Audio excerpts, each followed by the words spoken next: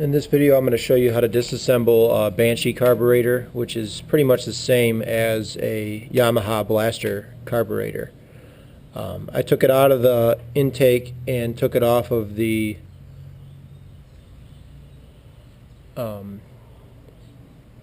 other half that goes to the engine so that it'd be easier to show you how it comes apart. First thing, take off this screw here which holds on this brass piece, which keeps it from unscrewing from the carburetor. If you take that screw and that bracket off, this top part should unscrew. Sometimes it'll get all gritty from sand or mud or dirt or whatever, so you might need to put a pair of pliers or something on. Try to put something on like rubber so that it doesn't scratch it up too bad if you want to keep it looking nice. So I'm going to go ahead and take that apart. Alrighty, I've got that apart. When you reassemble it, you need to make sure that this part right here is lined up with the notch on the body of the carb right here. So I'm going to go ahead and slide that apart. Another thing you're going to want to make note of is there's a little notch that sticks out right there about halfway down on the carb. That notch needs to line up with this cut mark in the side. So you need to make sure that those two match up on reassembly. This is your needle jet. That's going to go down inside your main jet, which is right down there in the bottom in the middle. Always try to do a disassembly on a clean towel or somewhere on a surface where you won't lose any parts or anything like that. So I'm going to go ahead and take it apart from here. Let me go over some basic components of what's on this. You have your choke, which is right here, which has 3 positions, which is off. You can have half choke, and then you can have full choke. What the choke does is it allows extra fuel to flow into the combustion chamber to have a rich condition, so you're a little bit more likely to get ignition on a cold engine. So really the only time you should have to use the choke is if it's a cold start. And when I say cold start, I don't mean the temperature outside, I mean the temperature of the engine. If the engine is already warm, you shouldn't have to use the choke to start it. If the engine is cold, meaning it hasn't been ran in a few hours, then you might need to use the choke to start it. To remove the choke, just use a small adjustable wrench and put it on this brass piece right here, crack it loose, and it should unscrew no problem. Choke is basically going to be an O-ring with a spring with a little pin on the end. This does need to be cleaned and lubricated once in a while. If you have a choke that won't stay out, then I'll show you what the fix is for that. When you slide back that little rubber piece right there that I just did, there's actually a little almost C-shaped wire that sits in there. That wire digs into a notch on there, which you can see one of the notches right there that holds the choke out. So if that wire gets broke or is missing, then your choke won't stay out. So I'm not sure where you can order those. You're probably better off just making your own, to be honest, because I haven't seen it on any parts list anywhere. But whenever you put this choke back together, you want to wipe it off and then put some kind of mild lubricant on it.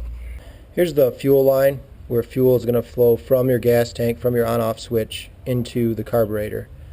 It's going to come right down here and fill up the bowl of the carburetor. These on the sides are both overflows, which if your bowl gets too filled, it will drain out either one of those or one of these, this overflow right here.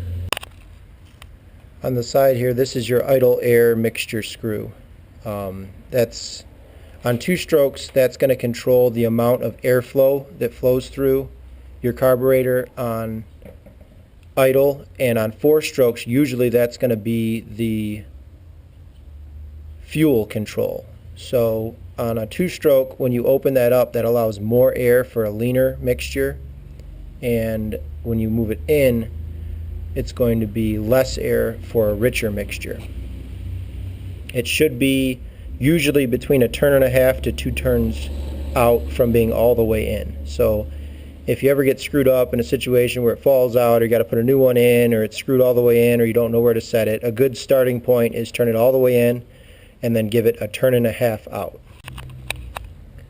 And that's what it looks like removed. You can see all the sand and grit nastiness on there. I'll wipe all that off and re-lubricate it. And then there's also a spring right there that you can actually just shake out. Should be able to. Yeah, there's the spring that goes in on top of that pin like that. Alright, I got that idle air mixture screw out, and I sprayed it out with carb cleaner. With carb cleaner, it's very, very toxic stuff. You don't want to spray it around anything that is painted or anything like that. So if you have your ATV or if you have motorcycles or a nice car around or anything like that, you want to make sure that none of that carb cleaner gets on the paint because it'll peel it right off. Alright, next thing I'm going to show you after I reinstall that idle air screw. Mine was about 2 turns out, so I'm going to reinstall that. After I put a little bit of lubrication on it, I'm going to take off the bottom and show you what's underneath there. Alright, here's the layout of the bottom. You just got 4 screws with a gasket underneath that cover.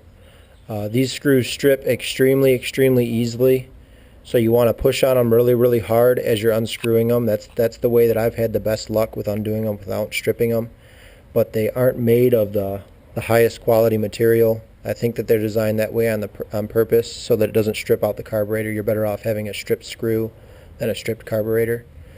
So I'm going to take all 4 of those Phillips head screws out, show you what's underneath.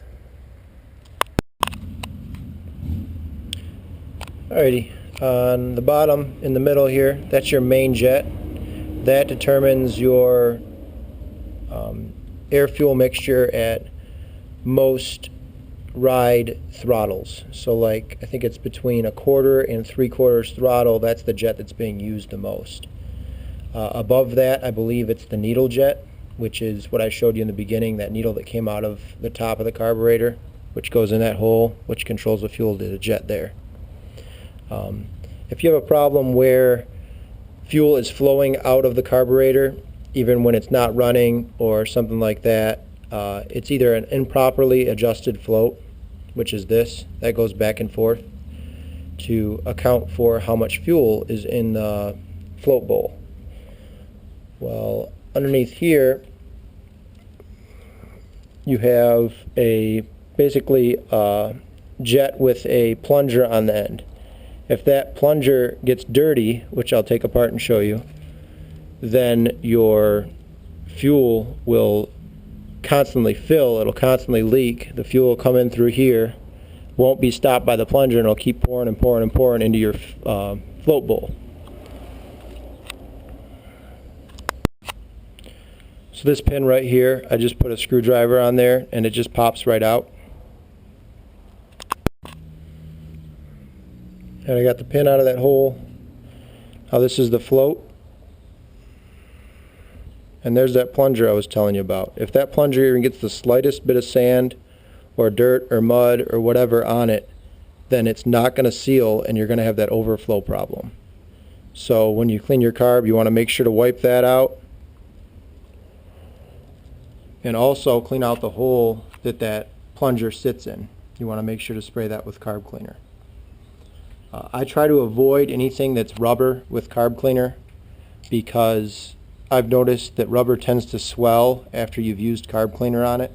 So anything that's rubber, I just wipe off or spray off with air, and anything that's going to be metal or plastic, I'll spray with carb cleaner. So if you clean out this jet and you clean out the inside of there, and you clean out your floats, and your floats are floating for sure in the fuel, and you still have a leaking problem. Alright, to adjust your float, basically you're going to want to push up on the float, and you can feel when that pin hits versus when the float's just dangling there. When that pin hits, you want the float to be just about horizontal, which mine pretty much is, so I don't need to adjust it. But as you push on it, you can feel the resistance of just the weight of the float versus the weight of the spring. And so you want that to hit just about level. If not, you need to adjust those 2 tabs on the bottom until it is. This other tube over here, I believe, is just for the choke. That is going to, once you apply the choke, that allows the extra fuel to be sucked up into the intake into the engine, so you have a little bit more rich condition. So when you spray the carb cleaner, you want to spray all these little holes that you see. The main jet, you want to make sure all of the inside of this is clean. You're going to want to make sure that your fuel tube is clean, your overflows are clean, and make sure that the main jet is clean. When you reassemble, make sure to include these tabs that hold the overflow lines in place so that those tubes don't get lost.